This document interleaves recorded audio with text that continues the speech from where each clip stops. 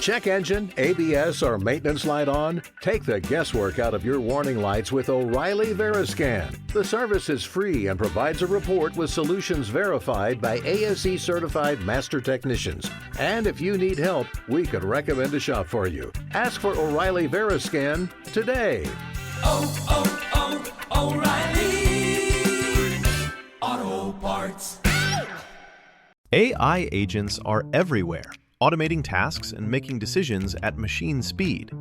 But agents make mistakes. Just one rogue agent can do big damage before you even notice.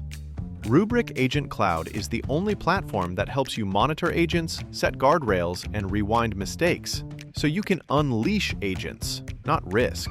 Accelerate your AI transformation at Rubrik.com. That's RUBRIK.com. It's never too early for Lowe's Black Friday deals. Snag some of our biggest savings of the season right now, like 25% off select pre-lit artificial Christmas trees. And get yourself free select DeWalt, Cobalt, or Craftsman tools when you buy a select battery or combo kit before the Black Friday rush. Because everyone loves free stuff, right? Lowe's, we help, you save. Valid through 12/3 while supplies last. Selection varies by location. When it comes to the top defenses in college football, the USC defense is actually one of the most inexperienced and youngest among the group. Just by how much? Let's take a look.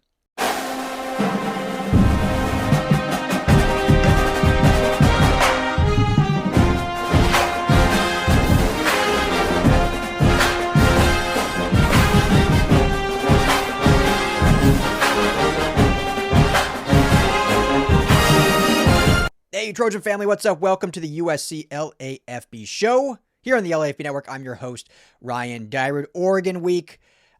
Great call-in show last night with Tim and the Madman. If you tuned into that, thank you so much. If not, it's right up on the channel. Go check it out. You can watch back, I think, some great callers, some behind enemy lines called in. So fun, active show. So make sure to check that out. Today, I've been teasing this a little bit, and I don't want to, I've said this a lot, and I don't want you to get tired of it, but I've said, hey, this defense, while it is not quite to where we want it to be or need it to be a championship level defense, it's extremely young and inexperienced. And so we knew, or at least we saw early on, there were going to be some growing pains. Got to have a little bit of patience. And, what we're getting in these second halves is great to see. And the real plan is for next year to be a championship level dominant defense. So I wanted to put some actual, maybe not necessarily statistics, but some comparisons to kind of back that up, to kind of show you guys what I'm talking about and not just be, fodder here on the show. So I took a look at, the top teams.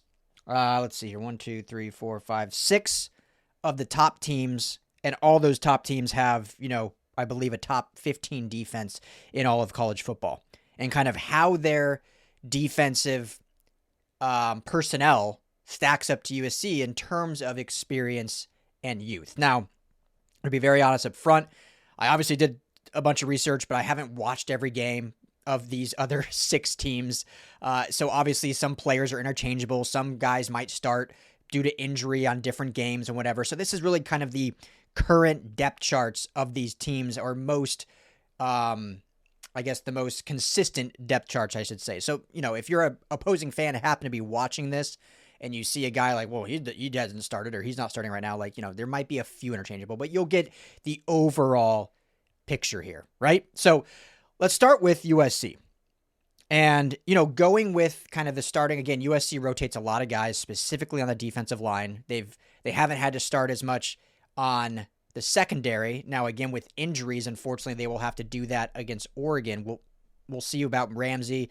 Again, I think it's very unlikely Bishop Fitzgerald plays, unfortunately. So you're going to be starting another sophomore there with Kennedy Urlacher. So I'll add that to this list because I think that is who will be starting against Oregon. So going as kind of Devin Tompkins and Jade Abasiri as your starting interior guys, with Cam Crawford and Anthony Lucas as your 2 edge guys, with Desmond Stevens and Eric Gentry in the middle, and then playing kind of a nickel package, which I think is more normal than base, what they play. But if we go base, you add Jaden Walker there, who's also young, and then you have starting this week, Christian Pierce, Kennedy Urlacher on the back end with Marcellus Williams and DeCarlos Nicholson as your other starting corner. So that gives you 4 sophomores and 2 redshirt freshmen. So first let's back up a little bit. When looking at the original starting, like all the guys that should be starting that aren't injured, you have 3 sophomores, 1 redshirt freshman, 6 first-time starters this season, right? 6 first-time starters out of the 11 guys starting. That's significant when more than half of your defense is a first-time starter regardless of age, because DeCarlos Nicholson last year was not a starter. He was a rotational piece. Cameron Crawford, Jade Abrsari were not starters last year, rotational pieces. Desmond Stevens, not a starter last year, rotational piece. Then you add in with the injuries, you add in, Jaden Walker, another redshirt freshman. Kennedy Urlacher, a sophomore, certainly first-time starter. He was a special team guy for Notre Dame last week. So you're looking at then maybe 7 to 8 first-time starters going up against Oregon in Eugene. That is significant. So let's look now across the landscape. Let's look at Iowa first, right, who we played last week. No surprise here. We know this program is, it's not a big transfer portal program. Kirk Ferentz has been there forever. 1 sophomore starting on defense. That's their nickel back, so probably not even out there in base packages. 2 graduates on defense, probably in their mid-20s. No shocker there. That's the Iowa game, right? They're going to have guys that have been in the program, that they've developed, that, take their time. They probably don't start until their 3rd year in college unless you are a true standout like their 1 sophomore. Ohio State, who I believe is the number 1 defense in college football. 1 sophomore on defense. All the rest, upperclassmen. Multiple year starters across almost every position on defense. Indiana, rightfully so, is the talk of how quickly Curt Cignetti turned that thing around. Rightfully so. He deserves all the credit in the world. They have 2 sophomores total on defense. No freshmen, no redshirt freshmen, 2 sophomores. 7 of their starters are either redshirt junior or seniors transfers. So guys he either brought from James Madison with them or got elsewhere. Obviously, you got to get them in play and in system, and you still got to play the game, so I'm not taking anything away, but 7 of 11 starters are redshirt juniors or older and transfers in. Texas A&M, 1 redshirt sophomore, 5 transfers on defense. 1 redshirt sophomore, 3rd-year player. No one younger than that, all the rest, upperclassmen, 3rd ranked in the country. Oklahoma defense, right? Let's look at Oklahoma. That's the kind of comparison. Lincoln Riley left Oklahoma, left it in good shape. Wasn't like he left Oklahoma like he was coming to USC. Brett Venables certainly inherited a much better off program. I don't care what anyone says. But, had to implement his own culture and change some things around. 1 sophomore, 1 true freshman. So they do have that true freshman, touche, and 1 sophomore. But still, 9 of the 11 starters, upperclassmen. And then Oregon, who we play this week, is actually the most similar. They got 2 redshirt freshmen and 1 true freshman. So 3 underclassmen, 8 upperclassmen. Still not even close to the potential for this game. 7 underclassmen for USC and 7 or 8 first-time starters. But the most similar. So I hope that kind of paints a picture for you because, Dan Lin has gotten a lot of scrutiny this season, which, I get. I think because the expectations for this defense, not for this team necessarily, but for this defense were maybe a little unfair coming in to. Whenever I need to send roses that are guaranteed to make someone's day, the only place I trust is 1-800-Flowers.com. With 1-800-Flowers, my friends and family always receive stunning, high-quality bouquets that they absolutely love. Right now, when you buy a dozen multicolored roses, 1-800-Flowers will double your bouquet to 2 dozen roses. To claim this special Double Roses offer, go to 1-800-Flowers.com/WWO. That's 1-800-Flowers.com/WWO. This holiday, deck their countertops with peppermint white chocolate mochas, gingerbread lattes, and pumpkin cream cold brews. Ninja Luxe Cafe is the ultimate gift. It's the #1 best-selling espresso machine in the U.S., perfect for the coffee lovers in your life. If they can dream it, they can brew it. No skills needed. Espresso balanced. Drip coffee rich. Cold brew in a flash. Hands-free silky microfoam, dairy or plant-based milks. Bring joy into their holiday and every day after with Ninja Luxe Cafe. Shop now. AI agents are everywhere, automating tasks and making decisions at machine speed. But agents make mistakes. Just one rogue agent can do big damage before you even notice. Rubrik Agent Cloud is the only platform that helps you monitor agents, set guardrails, and rewind mistakes, so you can unleash agents, not risk. Accelerate your AI transformation at Rubrik.com. That's RUBRIK.com. This season, strictly based on the youth and the inexperience. And I've said this before, so if you've heard already, I apologize, I'm repeating it. But when you look at this USC defense versus last year's USC defense, the talent and ceiling is much higher. The talent of these young guys, they're, blue chip players, higher talent, higher ceiling, but there's going to be growing pains. When you look at last year's defense, it had a much lower ceiling, but a much higher floor. When you look at the likes of Gavin Meyer, Easton Mascarenas Arnold, Mason Cobb, Akili Smith, or I think Easton Mascarenas Arnold, I don't know. You know what I'm talking about. I'm like all scatterbrained right now. These are guys that had lower ceilings, but had tons of experience. So while last year's defense had a lower ceiling, the floor was a lot higher because they had guys that had played a lot of college football. And so there was going to be improvement just based on that.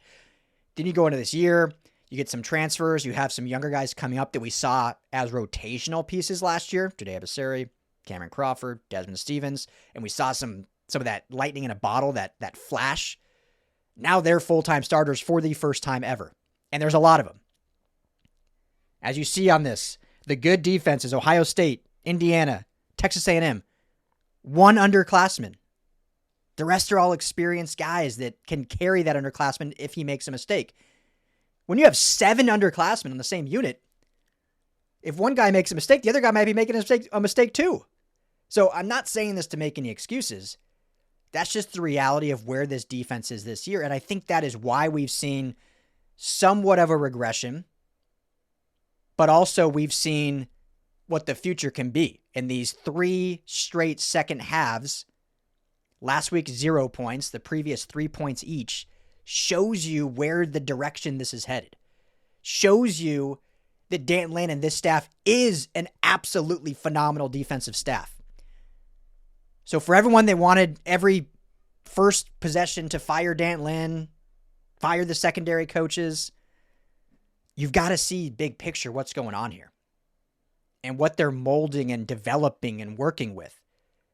Like now, and again, you still this team is 8-2, right? Like you don't want to get blown out by Oregon. And if the defense has a big setback, we'll certainly address that and criticize that for sure. Like even with young talent now, 10 games played, some of these mistakes can't happen anymore. So I'm not refuting that. This is more of a big picture of this season, why this has happened. So I think there's been a really good job by this staff in how they've developed these kids because of just how much youth they've been dealing with. Look at all this that I'm laying out there. All the top defenses, 1, maybe 2 underclassmen. USC 7, 8 sometimes 9 if you get Floyd Boucard and Jakeem Stewart, true freshmen, out there on the defensive interior when they rotate in. Sometimes you have Braylon Conley and Marcellus Williams, 2 redshirt freshmen as the corners. There was a time last week against Iowa you had Braylon Conley and Marcellus Williams as your 2 outside corners, 2 redshirt freshmen. You had Alex Graham in at nickel, a true freshman, and you had Kennedy Urlacher, a sophomore, back, first-time starter on the back end, or first time getting big-time reps. That is a lot of youth. And if that doesn't excite you for how they are developing and adapting, just think about that when on the second possession of the game, you're calling for everyone to be fired. That's all I'm saying. And I have people that I know well and respect the heck out of, and they were calling for firings every week, it seems like, in the first half. All right, so there's a lot to be excited about this defense. Who is in the building? Obviously, the 26 class that's going to be coming in. This is the coaching staff you want to develop them because we're seeing it. We're seeing it in these second halves. So I'm not making excuses. I'm just saying there needs to be some patience and grace in what's happening because no other top team in America, I didn't do all top 15 teams. Obviously, I only did 6 of them, but USC is ranked 15th. These 6 are ahead of them. And I could add more to that list, obviously. Notre Dame, we could add plenty more.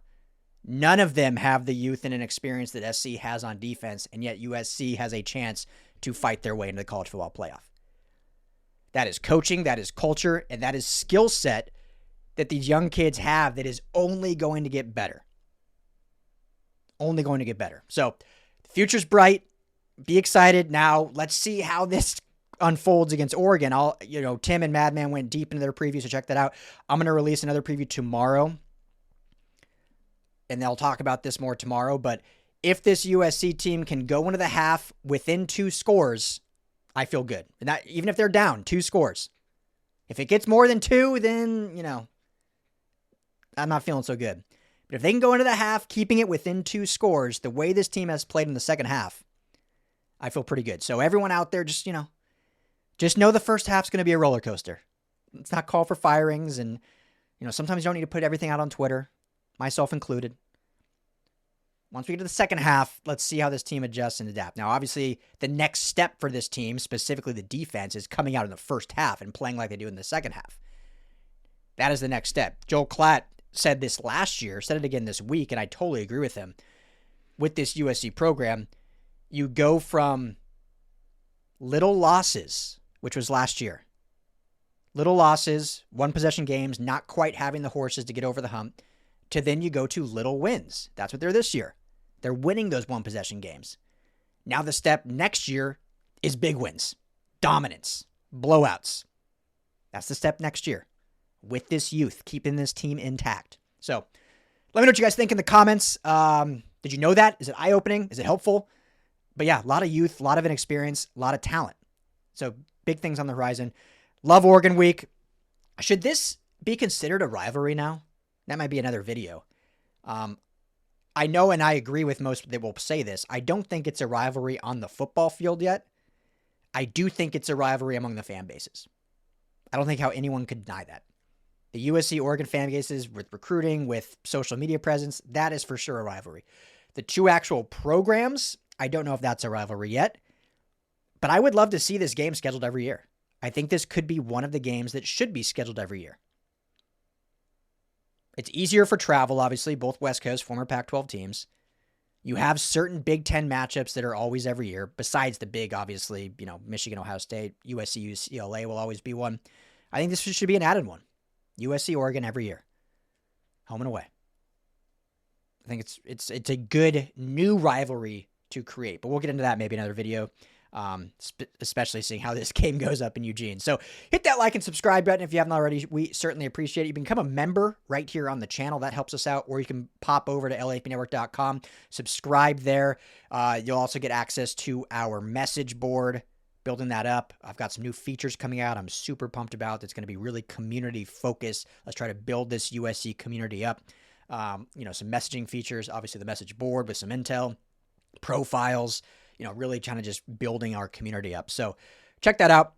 Go subscribe there or become a member here. It means the world. Check out our merch. We've got some cool USC merch. I'm going to be dropping some more through before the end of the year, before Christmas. So check that out. I think we got some fun stuff. We got some Dodgers and Lakers stuff there as well that you can check out. So let's get it. Should be back with another recruiting video later this evening, plus that Oregon preview tomorrow. Thanks, family, as always. Bye, Dom. Hey, Trojan family, thank you so much for hanging out and watching the USC LAFB show. Before you go, let me tell you quickly about our friends over at Sleeper. Go right now, download the Sleeper app. It's the #1 sports app, not just for season-long fantasy, but they've got live pickers, they've got live stat updates, they've got a chat that you can chat with other users, plus the daily pick'em, which is a blast, or daily fantasy, whatever you want to call it. You go and pick 2 to 8 players across any sports. If you're talking USC, go choose Jade Mayav in his next matchup. Pick more or less passing yards, more or less touchdowns. You stack those, and you can win real money. When you go to make your first deposit, make sure you use our promo code USCLAFB. You're going to get a match deposit up to $100. Put in $100, you get $100 free to play with from Sleeper. Put in $10, they'll match you that $10. So now you're sitting at $20 to play with. But also right now, for any new users, no deposit required. You get $20 free entry. You can stack both. You can get the $20 for free. Go make a deposit. Use USC LAFB. And now you've got a bunch of free money to play with right there on the Sleeper app. Check it out, Trojan family. And when you do, tell them the guys at the USC LAFB sent you.